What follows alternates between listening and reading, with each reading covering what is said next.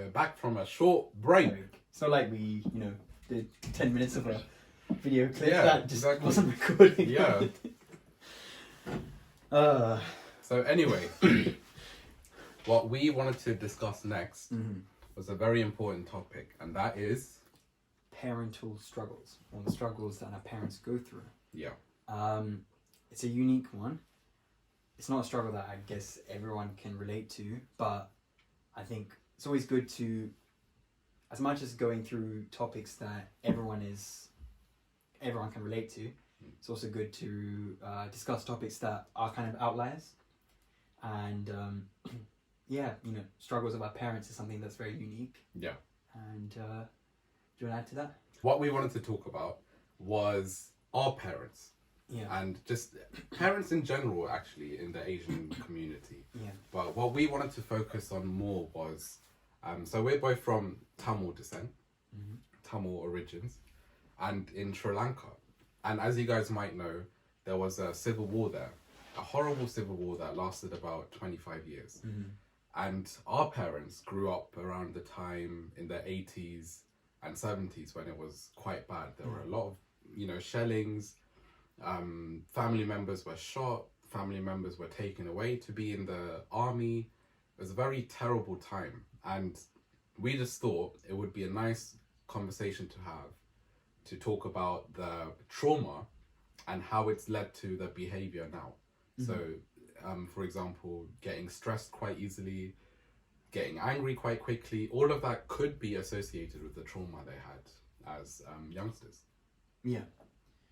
I think one issue is the fact that parents from there, when they were our age, they had goals, aspirations, and you can just tell from the friends we have, we can see what little things tick us off, little things that is a problem, a little thing that keeps us down, So, I don't know, a war just is too much to kind of go through, and especially if there's death in the family and everything, it just adds to it.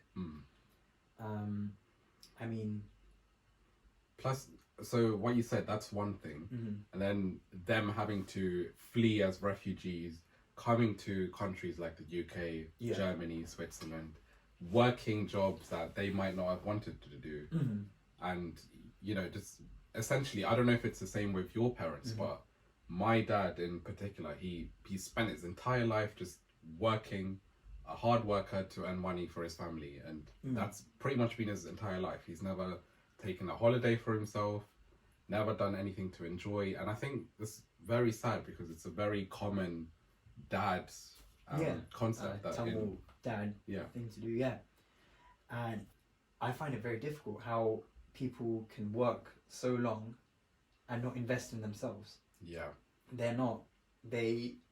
All they care about is, because they realize that Tamil parents understand, and this doesn't just go to any Tamil parents, like it can be any war-driven country or any person who immigrant moved, country, to be honest, anyone who's moved from a different country to a first world country to seek a better opportunity, and that's that. You make all this money, don't invest in yourself, because you know that your life is, you're halfway through your life and there isn't much you should, to do with yourself.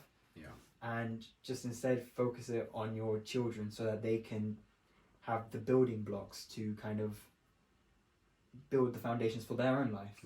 Not just building blocks, but I think in general, they just want the children to have a way better life than they had. Definitely, And again, I don't know if people like us can do that. I mean, it's easy to say, we'll do that if it was, but I can't imagine myself working for, 40, 50 years, just entirely just providing for my children and family. And not even thinking about, okay, maybe I need a trip here. I might want to hang out with my friends, it's just... I think, not a lot of Tamil parents even, they don't go out for drinks, like, as in, they do, in the sense... By drinks, I mean Rubicon Mango and Ribena. Oh, yeah. Yes. Carry And are you talking about them as the mixers or? on. What? Yeah. But you know how they don't go out to do these simple leisurely activities that we've discovered as a result once we got into uni. We didn't know about this world. I mean, as much until, you know, and then it's just sad, isn't it? They struggled then, and then when they come to a good country, they choose to. It's their choice. Yeah. But you know, they've chosen this kind of route, isn't it, to provide for us. Yeah. And yeah, that's something special. You know, that's why the love parents give is something completely different. Yeah. Obviously, I know there's situations where parents can be, you know, not everyone's parents is the ideal person. That's true. But that's very good concept to talk about. It's that we idolize our parents, but they all have flaws.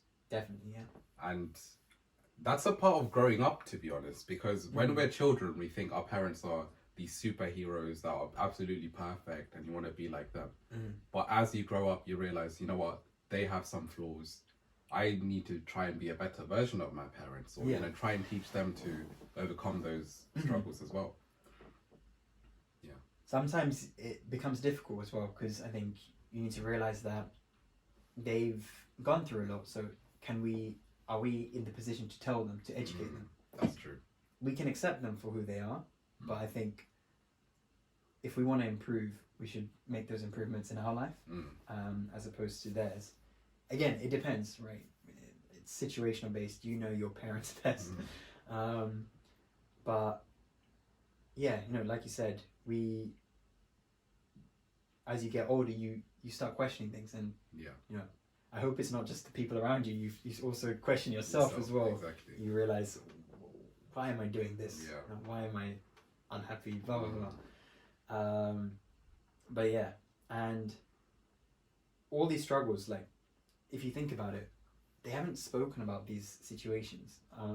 They don't talk about it. Yeah. When you ask them, it's more like, yeah, you know, this happened, or it's a one sentence kind of story, and it's finished there. Yeah. And it's peculiar because when you speak to your parents, you think of it as something that's not, they're unaffected by. But then when you look at the statistics, you know, you're starting to see, like, you know, like BBC News and stuff. We hear about like a lot of Tamil parents who've gone through depression, and you've heard of like suicides and all this stuff where people have killed their own family and stuff. It's not because it's just out of random. There's something there that's for some people that they haven't addressed.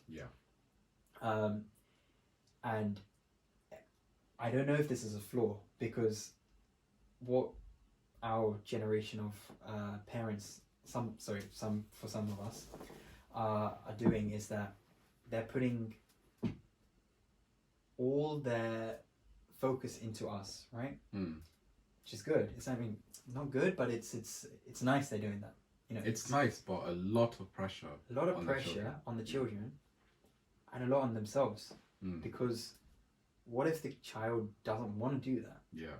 And what if they, you know, we live in Western society, and this kind of society teaches us that, you know, once your parents get to a certain age, it's elderly home kind of thing, right? Yeah. You know, all these kind of things. Like, I've spoken to people who've done that, and I know that the parents feel like they've been abandoned because of that. Yeah. And it's also because they expected something. Yeah. But as in, just imagining it from their perspective. Yeah. They raised a child for 40, 50 years. And then the child decides, you know what, let me just send them to a home. In some cases, they need to, because they're unable to cater for them, you know, take proper care of them. Career-wise. Yeah, exactly. But in other cases, when you're like, I'm sure no one wants to have this mindset, but they're just like, I just can't take care of my parents. I'm just going to send them to a home. Because have you volunteered in a care home before? So we've seen how rough it is, like how the staff treat the elderly, and it's not the most ideal thing. If you saw it, you wouldn't want your parents to be treated like that. Mm-hmm. But yeah, I think when, you know, again, that's some different topic, but it's just the way you care about someone as a person and how you care about them as a job is two different things, isn't it? Yeah. But I think, you know, parents, as much as they're investing in us, there's always the issue where things might not work out, you know. And I don't know what's the right thing, because it's a very difficult thing to say, you know. If I go by what I'm preaching to myself, it would be look after yourself, focus on yourself, enjoy life. I will make my way through everything. But parents won't listen to that. I mean, because there are parents. They will care for you. They want to look out for you. And, you know, it's one of those things. And I think the importance is to understand is that they've gone through stuff that you haven't gone through. And I think this can be applied to anyone. Respect people, because some people come smiling, listening to your problems, and they might go through so many more problems than you, but they're smiling and everything. And, you know, that's the thing. You can never know what's going behind, you know, closed doors, isn't it? The one thing we can do is respect what they go through. And I think, you know, it's after a point, it's our obligation as children now to kind of, well, say children, but we're all adults, but we are their children, and we should ask, you know, what's about their life. It's not a duty we have to do, but, you know, you do it to people you care about, you know. In a relationship, everyone's like, oh honey, are you okay, how's your day? You know. You know, oh, did someone hurt you? You know what I mean? So if your parents who looked out for you for so many years, and if you can't ask them these questions, then, you know, something's up, something's wrong with how we care. You know, it shouldn't be one-sided. I always thought of this, you know, as a very important thing, but everyone you have, friends, girlfriend, wife, whatever, they're not constants. Your mum and your dad are constants, no matter what. If you're adopted, this is still your mum. If they say they don't want you anymore, that is still your mum. But a girlfriend or wife, friends, they can change. They can become ex-wives. They can be ex-girlfriends. They can then become friends, or, you know, the whole thing can change. But the constants are your parents, because they created you. That's true. And that love parents have for a child is just something that's not related or comparable to anything else. That love isn't reproducible in any way. So I think children in general should appreciate that more. And, you know, if parents lash out on you verbally, obviously, you should understand, okay, maybe I wonder why they feel like that, and just try and see things from their perspective more. Definitely. Because I think one thing we need to realize is that words can hurt. I understand that. But they do. But anger, right? That's the problem. And it's hard to... We shouldn't be hard on people when they get angry. Anger is a natural emotion. Obviously, the best way to deal with anger is to shift it into something, right? So use it for dedicational energy and, you know. But if someone is angry and if they say something hurtful, just realize it's words, not their actions. Actions speak louder than words, though. And that's the thing we need to look for, you know. They still care for you. They're not saying these things because they want to put you down. They're saying this because saying it kindly didn't work.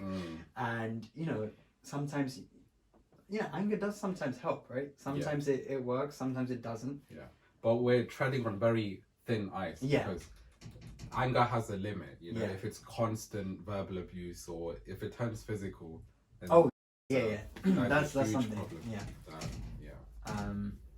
But I think that's the thing with life. There's so many things that it's not black or white, isn't it? It's just grey. Same with people, really. Mm-hmm. You know, we think, oh, this guy's good, this guy's amazing, this guy's bad. But in all honesty, everyone's just a grey blob. You know, everyone has good qualities, bad qualities. Yeah. It's just about accepting people for who they are. Mm. You know, if there's something you don't like about a person, they don't need to be in your life. Yeah. You know, sometimes it's about adjusting to it. Sometimes it's just like, you know what, I don't want to spend the few moments I have on this planet with someone I don't like. I think though it would be respectful to kind of just, you know, maybe say, depending on if they're a close friend, for instance, just to say like, this is because we also have a duty to help out each other. Yeah. Because we're all, I don't know what's the word, but connected, I guess. You know, we're all connected and we should, you know, help each other. But you know, if someone doesn't want to listen, then you should, you know, do what's best for you. Yeah. Because whoever you surround yourself with is eventually who you're going to become. Yeah. It's not all the time, but it does seem like that, doesn't it? So, I have a question for the host. Would you consider me a close friend? Close friend. That's a no, ladies and gentlemen. No. I consider a lot of people my close friends, right? If you have good intention and everything.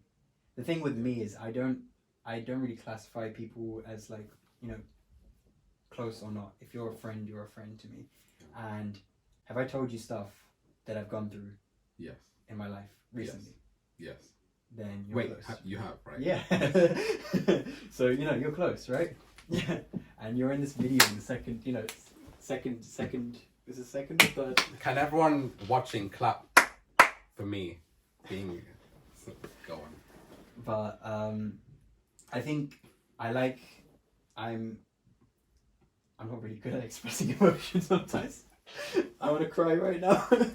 I felt like I could have done that way better still. That's so sweet. But no, it's just, I don't know if this is acting or not. Oh. No, I'm genuinely happy. I'm honoured to be your friend. Yeah, no, like, I surround myself with not literally, I want to just be with people who want to do good for other people.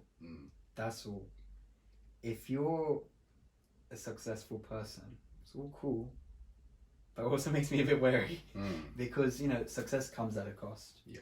And, you know, were you a person who cut out your humanity to do that?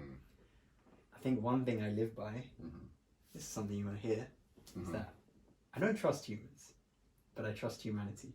Whoa!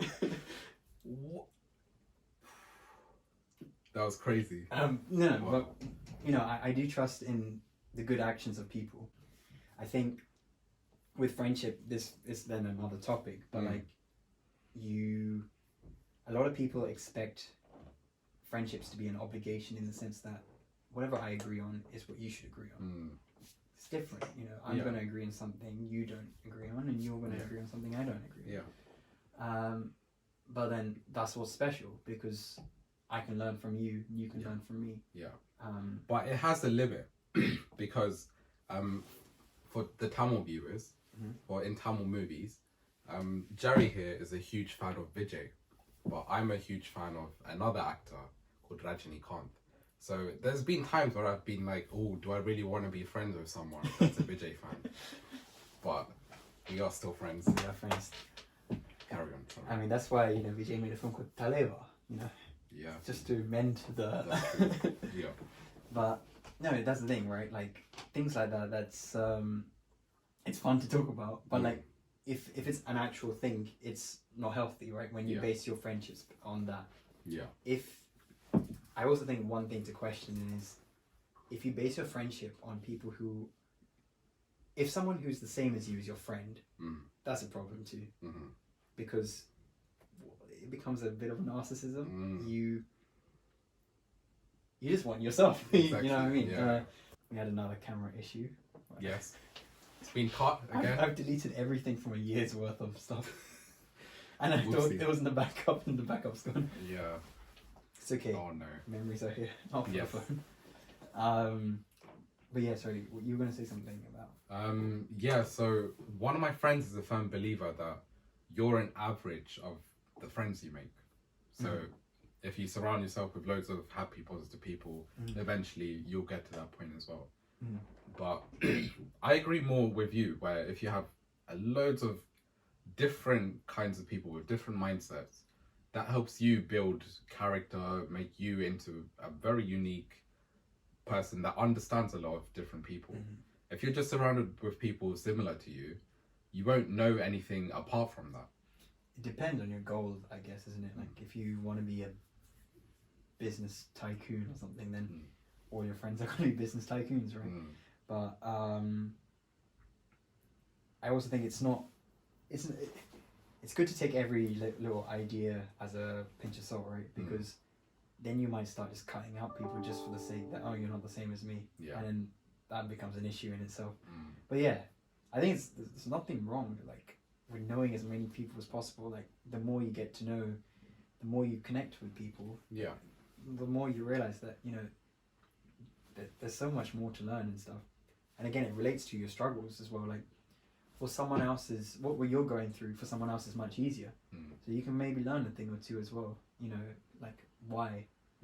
And likewise, you can also help with someone going through a certain struggle. Like, some people go through anxiety as an issue, maybe if it being stage fright or anything. And for you, it might be something that's easy. So you can help with that. And likewise for you, you might find it difficult to sometimes just, I don't know, maybe be happy by yourself. And someone who's maybe more anxiety, who gets anxious when they're around people, they can show you a way, like, you know, why they feel comfortable being, you know, by themselves and, you know, at peace. So there's that, you know.